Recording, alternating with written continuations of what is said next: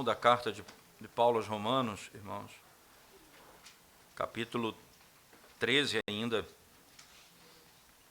nos deteremos hoje nos versos 8 até o verso 10. Romanos, capítulo 13, versos 8 ao 10. O amor ao próximo é o cumprimento da lei. A ninguém fiqueis devendo coisa alguma, exceto o amor com que vos ameis uns aos outros. Pois quem ama o próximo tem cumprido a lei. Pois isto, não adulterarás, não matarás, não furtarás, não cobiçarás, e se há qualquer outro mandamento, tudo nesta palavra se resume: amarás o teu próximo como a ti mesmo. O amor não pratica o mal contra o próximo, de sorte que o cumprimento da lei é o amor. Amém. Vamos à presença de Deus em oração mais uma vez, irmãos. Senhor nosso, nós bendizemos o teu nome por tua palavra, pelas verdades que por ela só, pela tua própria palavra, nós já podemos compreender e glorificar o teu nome. Ajuda-nos a discernirmos e compreendermos a palavra pelo teu Espírito. A tua voz se faça ouvir então, e o Senhor possa trazer consolo à tua igreja, encorajamento ao teu povo que vive nas lutas contra o pecado, santidade de vida. Possa, Senhor Deus, repreender aqueles que vivem na prática do pecado, possa dar esperança ao teu povo, a fim de que o Senhor, somente o Senhor, seja exaltado. Em nome de Jesus, nós oramos. Amém. É importante, irmãos, trazermos à nossa memória o que tem até aqui acontecido na carta de Paulo aos Romanos. Lembre-se, o capítulo 12 é a introdução de uma sessão que nós estamos nela agora, que é o capítulo 13. Uma sessão que inicia com as seguintes palavras: rogo, pois, irmãos, pelas misericórdias de Deus, que apresenteis os vossos corpos como sacrifício vivo, santo e agradável a Deus. Lembre-se, então, que essa palavra, essa expressão, rogo pelas misericórdias de Deus, ela faz menção direta a tudo aquilo que Paulo vem e trabalhou nos capítulos anteriores até o final do capítulo 11, quando ele conclui com uma doxologia dizendo que a glória pertence somente a Deus, porque tudo vem dele, tudo é por meio dele e tudo é para ele. E ele trabalhou conceitos fundamentais lá atrás, como, por exemplo, que nós somos salvos pela justiça de Cristo, não por nossa justiça, pela fé, não por nossas próprias obras. Nós somos adotados na família de Deus em Cristo Jesus, nos tornamos cumpridores da lei perfeitamente em Cristo. Que é isso que passa agora a ter o destaque importante nessa segunda etapa. Porque para que eu fosse aceito por Deus como filho, redimido por Ele, era impossível que eu fosse se a lei de Deus na sua perfeição não fosse cumprida. E olhe que o texto que nós acabamos de ler, ele traz uma expressão paradoxal daquilo que nós então aprendemos nos capítulos anteriores. No verso 10 ele diz: ora, o amor não pratica o mal contra o próximo, de sorte que o cumprimento da lei é o amor. Então, nós somos ordenados a cumprir a lei. Em que sentido nós somos ordenados a cumprir a lei? Não para a nossa justificação, porque então seria justificação por obras, ou por obediência nossa. Então entenda que agora o que Paulo está trabalhando aqui é o efeito dessa graça que produz em nós amor pela lei e pelos mandamentos do Senhor. A tal ponto que ele muda o conceito. Veja, a obediência, é interessante isso, o amor não pratica o mal contra o próximo, de sorte que o cumprimento da lei é o amor. Então ele mostra uma perspectiva nova, que já vem sendo trabalhada. Nós cumprimos a lei quando amamos. E o que é amar? E é isso que ele vai lidar com esse conceito aqui. Para que você não tenha dúvida de que não se trata aqui da justificação pela fé, que Paulo está como se ele estivesse desfazendo os argumentos anteriores, para que não tenha dúvida que Paulo aqui não tem problema nessa área. É só você voltar comigo para o capítulo 8 da carta de Paulo aos Romanos. Escute as palavras do próprio apóstolo. Romanos capítulo 8, verso 1 em diante. Vamos ler alguns versos. Ele diz assim: agora, pois, já nenhuma condenação há para os que estão em Cristo Jesus, porque a lei do Espírito da vida em Cristo Jesus te livrou da lei do pecado e da morte. Porquanto o que fora impossível à lei, no que estava enferma pela carne, lembre-se disso, não é? A lei, não porque a lei tinha algum problema em si, mas porque ela estava enferma por causa da carne, a nossa carne.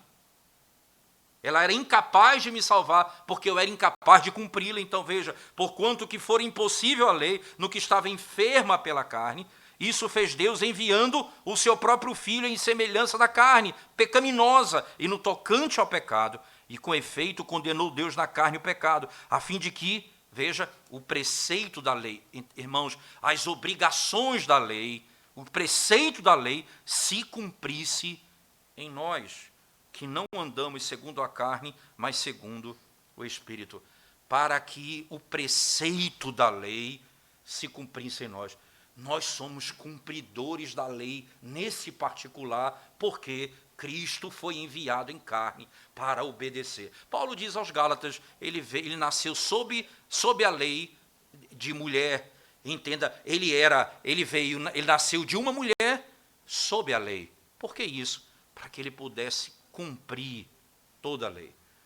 Então, não pense que Paulo aqui nessa sessão está de alguma maneira ensinando que nós somos cumpridores da lei ou vamos cumprir a lei para a nossa salvação, porque seria um efeito contrário do que ele vem ensinando. E começa o capítulo 12 dizendo isso: rogo, pois, irmãos, pelas misericórdias de Deus. Ele apela, então, para os atos graciosos que foram manifestados a nós. Deus se manifestou gracioso ao seu povo. Dessa forma, nós então, agora, por graça, pelo poder do Espírito que habita em nós agora vamos amar a lei de Deus e obedecer aos seus mandamentos. O cumprir a lei não é o cumprir no sentido da justificação, mas no sentido que agora nós podemos amar. Que coisa interessante. João diz assim: nós amamos porque ele nos amou primeiro. Essa é a lógica da Escritura. E o próprio João vai dizer que aquele que ama cumpre a lei. Aquele que ama cumpre a lei. Esse é um aspecto fundamental que Paulo também defende aqui, que nós somos agora cumpridores da lei porque nós podemos amar. Nós vamos ver por que nós podemos amar. E João já disse, porque Cristo nos amou primeiro. Esse é o amor que é ordenado. O amor ao próximo não é um exercício do amor pessoal. É a obra do amor de Deus em Cristo.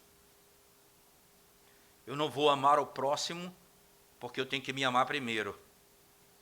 Eu vou amar o próximo porque eu fui amado por Deus em Cristo. Essa é a fonte do amor. É nesse particular que nós somos então ordenados a amar. E é assim que nós vamos cumprir dessa forma a lei. O texto de Romanos 13, voltemos lá mais uma vez. Romanos 13, no verso 8, ele diz assim: a ninguém fiqueis devendo coisa alguma, exceto o amor com que vos ameis uns aos outros. Deixa eu parar aqui, porque tem uma explicativa, né? Pois quem ama o próximo tem cumprido a lei. Depois eu volto a falar nisso, mas a primeira parte: a ninguém fiqueis devendo coisa alguma, exceto o amor com que vos ameis uns aos outros. É interessante esse conceito de dívida. Ora, Paulo vem trabalhando aqui, irmãos. Nós que fomos lavados pelo sangue do Cordeiro, nós temos responsabilidades as mais profundas com o mundo, porque nós refletimos a glória do Evangelho. Então Paulo vai dizer, como é que eu devo me submeter no culto às palavras de Deus, o culto racional, como eu me submeto à lei, como eu amo o meu inimigo. Quando ele vai dizer na sessão, se teu inimigo tem fome, dá-lhe de comer, se tem sede, dá-lhe de beber. Não pague aquele que te faz o mal com o mal. Faça o bem a quem te faz o mal.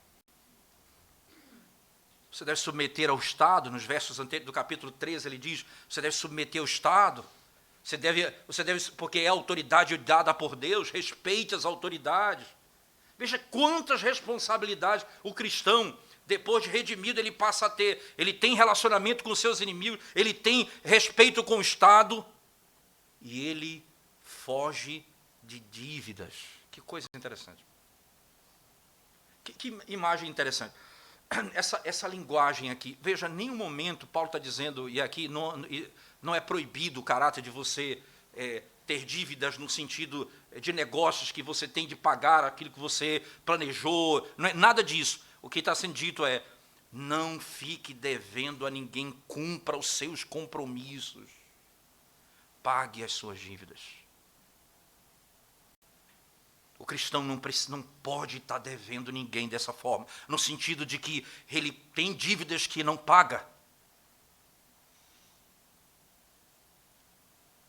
A vida cristã, Paulo começa dizendo, a ninguém fiqueis devendo coisa alguma. E às vezes a nossa vida é tão complexa, irmãos, e eu digo isso com toda a tranquilidade do meu coração e não me colocando aqui olhando para a igreja dizendo, vocês estão todos pecadores e eu não. Eu preciso colocar dessa forma, preste atenção nisso. A nossa sociedade e o nosso coração almeja tanta coisa, e eles propõem tanta coisa para a gente, que você começa a confundir dinheiro com crédito. E a gente, porque tem algum crédito, começa a gastar sem ter dinheiro.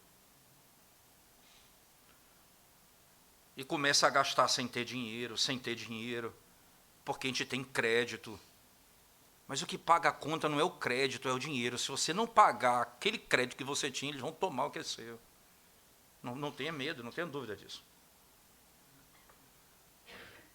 Se o seu crédito não está associado ao que você ganha, se você tem mais crédito que você ganha, ou se você usa o crédito mais do que o seu salário, isso está errado, isso é pecado. A gente está vivendo de maneira pecaminosa.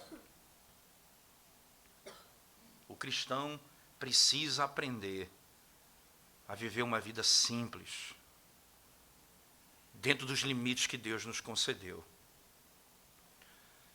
Todos nós, rico ou pobre, no meio da igreja, a simplicidade daquilo não é que todo mundo vai viver como pobre, cada um vive de acordo com os limites que Deus lhe deu. Mas nós precisamos viver dessa maneira, fugindo de dívidas que nós não conseguimos pagar. A ninguém fiqueis devendo coisa alguma. Essa é a primeira coisa que Paulo começa dizendo. E aí ele passa, em segundo lugar, a afirmar na mesma expressão, né, exceto o amor que vos ameis uns aos outros. Exceto o amor que vos ameis uns aos outros. Essa é a dívida que você tem com todo mundo. É interessante pensar nisso.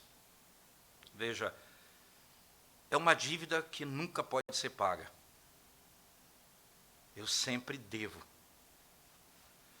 E perceba, Paulo aqui não está falando apenas, eu digo isso por experiência do próprio apóstolo Paulo, ele não está falando apenas aqui aos irmãos da igreja. Ele está falando também, irmãos, até mesmo com gentios. Porque a ideia do próximo não é apenas o que é cristão, mas também o que não é cristão. Não apenas o judeu, mas também o gentio. Paulo disse nessa mesma carta, eu sou devedor a gregos, aos judeus e aos gregos. Eu sou devedor. E o que significa isso? Eu tenho que pagar o quê? Eu vou proclamar o evangelho. Eu tenho que fazer conhecido o nome de Cristo. E isso é o meu trabalho, isso eu devo a eles. Essa dívida nós temos. para com Deus, nós não podemos deixar de falar de Cristo aos homens, nós não podemos deixar de testemunhar do Evangelho aos homens. Nós somos devedores. Irmãos, como eu digo que amo alguém e essa pessoa não ouve o Evangelho? Exatamente aqui, qual o meu conceito de amor? E que dívida é essa que eu tenho? Se eu não dou o que é mais precioso, a oportunidade dele ouvir da verdadeira graça salvadora. Seus colegas de faculdade, eles já tiveram a oportunidade de ouvir da sua boca o Evangelho de Cristo? Os seus amigos de trabalho já tiveram a oportunidade de, numa circunstância, ouvirem do Evangelho de Cristo?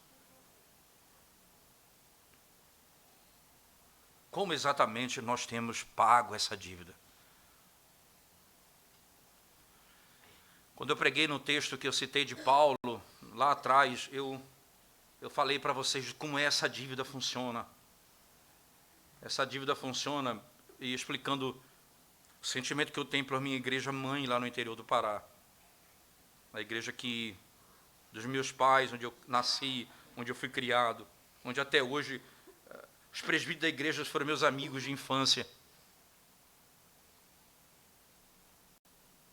E eu sempre, quando recebo convite de lá, eu tenho que ajustar alguma coisa com os convites que eu tenho para poder ir. Quase impossível negar um convite para ir lá no interior do Pará, lá em Tucuruí, na minha terra, na minha cidade natal, porque eu me sinto devedor àquele presbitério. Há uma dívida que eu não consigo pagar, mas não é uma dívida que me causa pesar, me causa alegria, você entende? Essa dívida que eu tenho para com os outros, ela me faz cada vez mais rico. É diferente da dívida que eu tenho com um negócio mal feito. Essa dívida me enriquece. Quanto mais eu devo e mais eu pago, mais eu fico rico. Mais eu recebo, mais eu possuo. Porque foi exatamente para isso que o Senhor nos concedeu esses bens, essa dívida. A ninguém fiqueis devendo coisa alguma, exceto o amor com que vos ameis uns aos outros. Porque se esgotar essa dívida, o amor de Deus em Cristo por você é finito. É infinito o amor de Deus por você em Cristo. Não há como ter limite o meu amor pelos outros.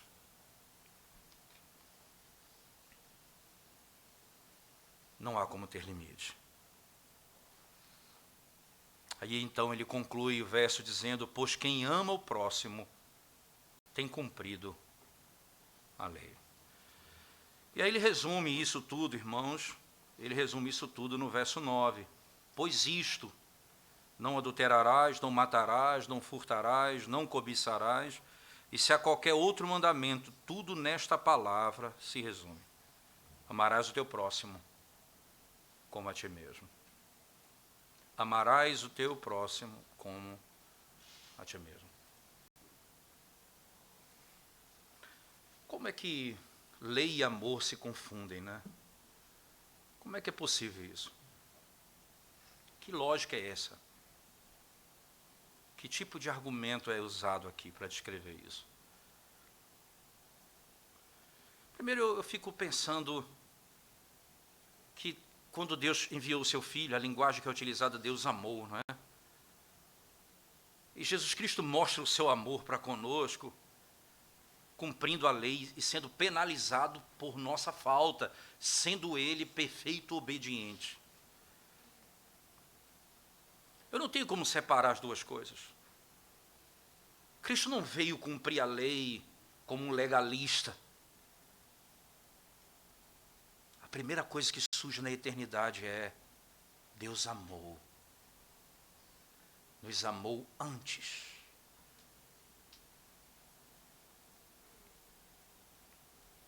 como ele revela isso?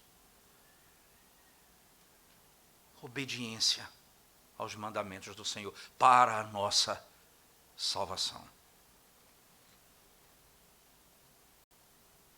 Mas não apenas isso, mas isso seria suficiente, mas não apenas isso. John Murray, ele usa um conceito bem interessante para poder falar sobre essa relação do amor e a lei. É bem interessante como ele se utiliza dessa linguagem. Ele diz assim, não é? Ele descreve o amor como sendo algo que em 3 fases interessantes. Ele fala emotivo, motivo e expulsão, vamos chamar assim. Ele diz a obediência ou o amor, ele lida com 3 coisas. Ele é emotivo, ele é motivo e ele é expulsão. São 3 palavras em inglês que ele utiliza, que a gente não consegue, talvez, usar em inglês as 3, mas seria mais ou menos sons bem parecidos. Mas a ideia é essa, existe uma emotivo, veja, há uma emoção, há uma afeição. Se você perguntar, por que Deus nos amou? Ele não me amou porque viu alguma coisa boa em mim, e está nele a razão. O motivo, a emoção está nele, não em mim. Não existe nada, não houve nada que eu pudesse agradá-lo. Mas não apenas é emotivo, ele diz, ela tem um motivo, ela tem um propósito. E o propósito é fazer a vontade de Deus. E aí ele é expulso, ele chama expulsivo, posso usar essa expressão, ele diz, porque também tudo aquilo que impede a manifestação desse amor é rejeitado. Tudo aquilo que impede a manifestação desse amor rejeitado, ele é negado, ele é retirado do meio. Porque lei e amor não são contraditórios. Se nós podemos amar dessa forma, é porque a lei se cumpre dessa forma. Uma outra figura utilizada para descrever isso é como se fosse o seguinte: a lei é um copo. E o amor é que enche esse copo. Que é adequado para preencher esse copo. Literalmente, você não vai poder suprir ou encher de outra coisa. A lei se cumpre no amor. Ela se transborda no amor.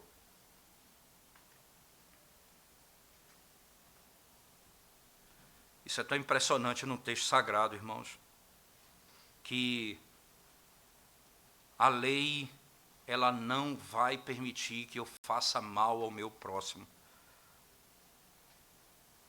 A lei não vai permitir que eu faça mal ao meu próximo. É por isso que o amor é o cumprimento da lei.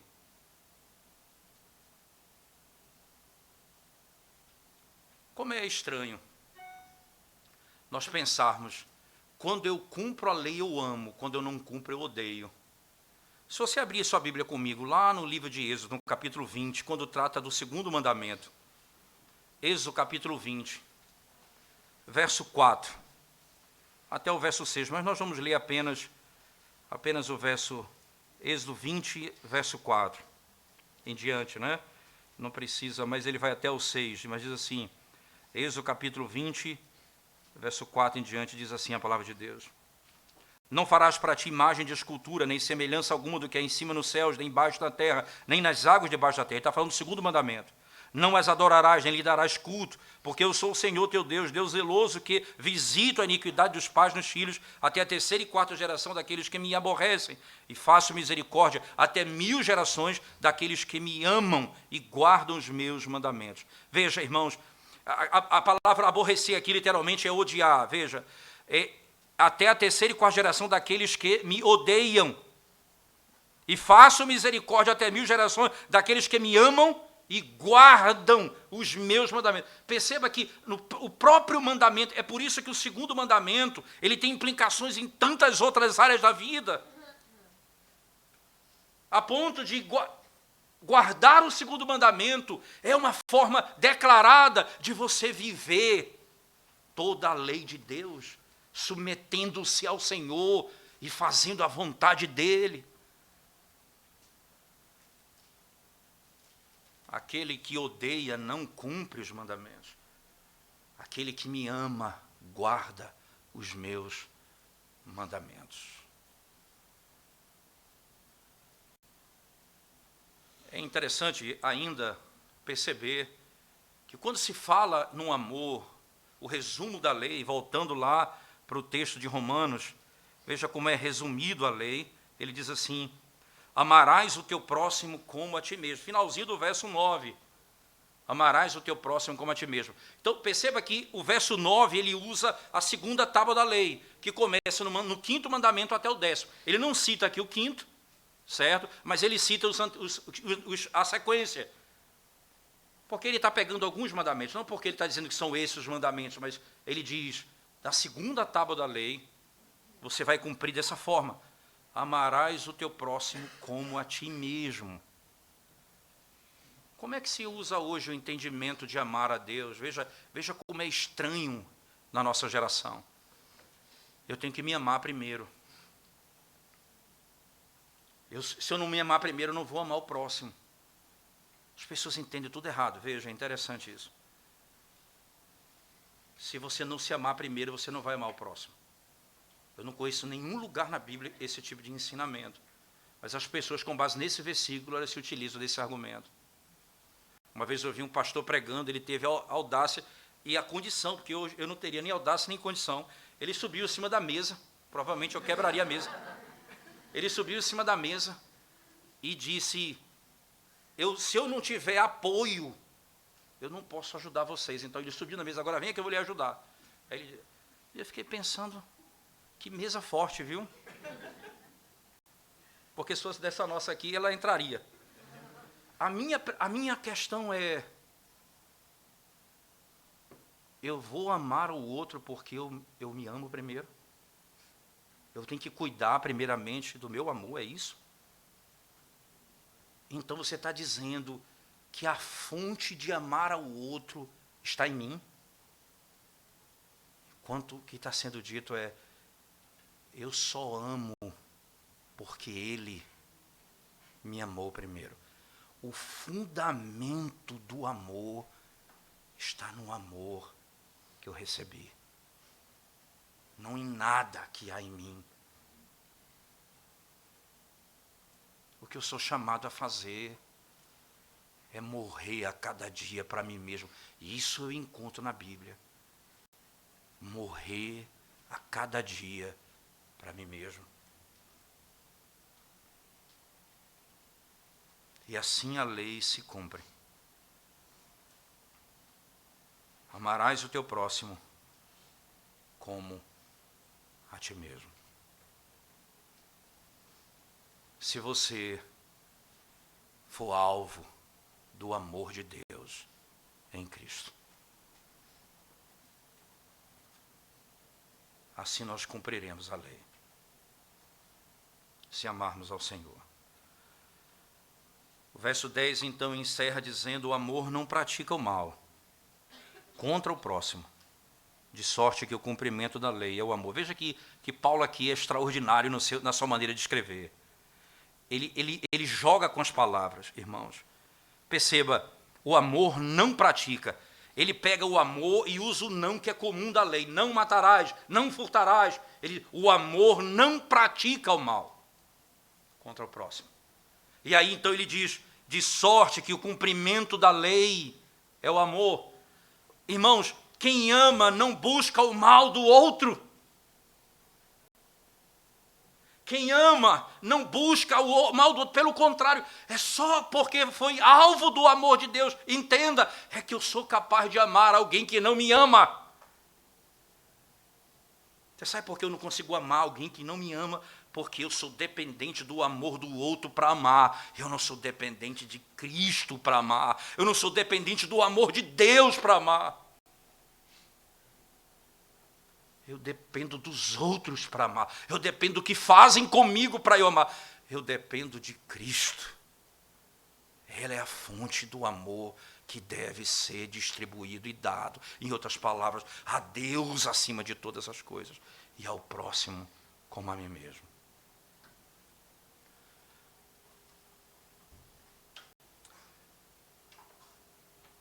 Deixa eu caminhar para o fim. Ele dizer, citando aqui, irmãos, as palavras de um teólogo do sul dos Estados Unidos, e que, de alguma maneira, me chamou muita atenção, chamado Plummer, W.S. Plummer. Ele é um presbiteriano do sul dos Estados Unidos. E ele comenta o livro dos Salmos. E ele fazia assim como os puritanos faziam. Quando ele terminava o comentário, aquela sessão, ele escrevia questões, perguntas e comentários que são aspectos doutrinários e práticos. O que da doutrina e o que prático podia ser feito. Os puritanos usam o termo uso, né? O uso daquilo. Como é que se usa isso na vida? E ele então faz a seguinte pergunta que eu quero fazer para que possamos entender, não é? Algumas questões para o nosso autoexame. Se nós de fato amamos o nosso próximo ou não. E as perguntas são essas.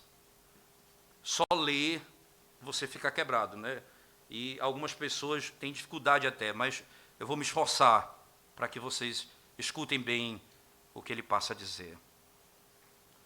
O seu amor pelo próximo é genuíno? O seu amor pelo próximo é genuíno?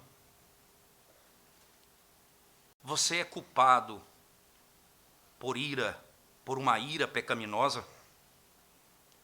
Você é culpado pelo ódio? Você é culpado por inveja? Você é culpado pelo desejo de vingança? Você se sente culpado por paixões excessivas? Por distrações e entretenimentos doentios?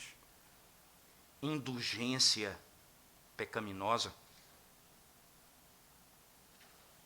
Você odeia palavras que provocam a ira dos outros?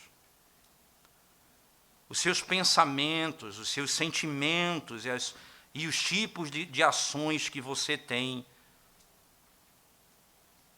eles revelam gentileza, caridade, cortesia, perdão?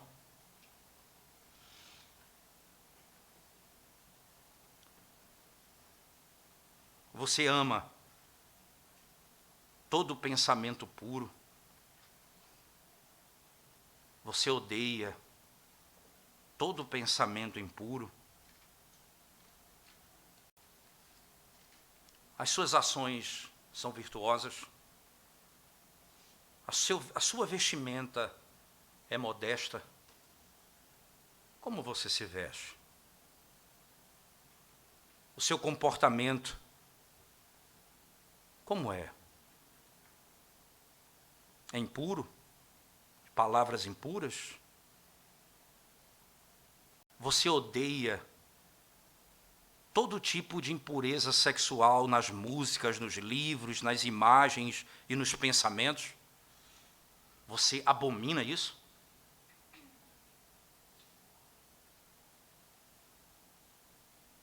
Como você se porta?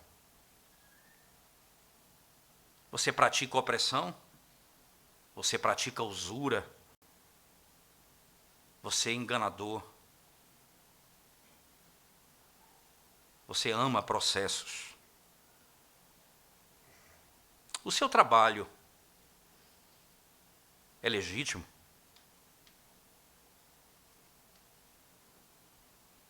Você tem feito as restituições necessárias? Você promove a verdade e o bom nome de todos aqueles que você pode. Você odeia vingança. Você odeia fofoca. Você odeia maledicência. Exagero no descrever o outro. Você sofre quando o bom nome de alguém é destruído na sua presença. Você ama mostrar bondade para com todos. Os seus negócios são justos. Você apela para a sua situação social, para a sua condição como razão pela qual você não deveria amar o outro. Você apela para a sua pobreza para justificar o fato de você não amar o outro. O que a lei exige daqueles que foram lavados pelo sangue do Cordeiro é que a nossa vida nos atos e nos pensamentos elas reflitam a santidade de Deus. Se nós amamos, nós cumprimos a lei, porque o amor não faz mal ao próximo. Quem ama não faz mal ao próximo. É isso que o Evangelho e a lei nos chamam para fazer. É por isso que Paulo gasta 11 capítulos, irmãos, antes de começar a sessão do capítulo 12, para dizer, se não for o poder da graça do Evangelho, ninguém vai viver de conformidade com os preceitos do Senhor. A fonte para se viver dessa forma é a graça do Evangelho. Não outra fonte, não há ninguém que possa fazer você capaz de viver dessa forma. A graça de Deus. Nós dependemos dele. Nós dependemos do Espírito Santo de Deus para fazermos aquilo que Deus nos manda fazer. Como tudo nos capítulos nos capítulos iniciais até o 11 revela o poder da graça redentora.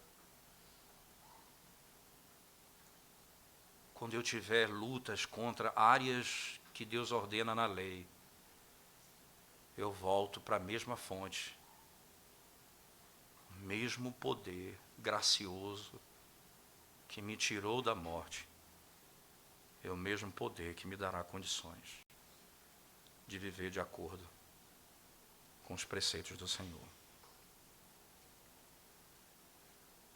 Então nós diremos ao mundo, nós amamos ao nosso próximo, porque Deus em Cristo nos amou primeiro. Vamos curvar nossa cabeça e vamos orar ao Senhor. Senhor, nós bendizemos o Teu nome, porque sabemos, ó Deus, que se vivêssemos de conformidade com a Tua lei, o mundo de fato não nos suportaria.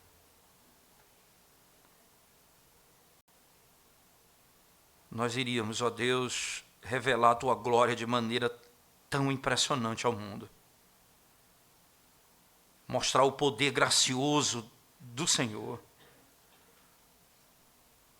E chamar os homens ao arrependimento, ao abandono do pecado e à fé em Cristo Jesus.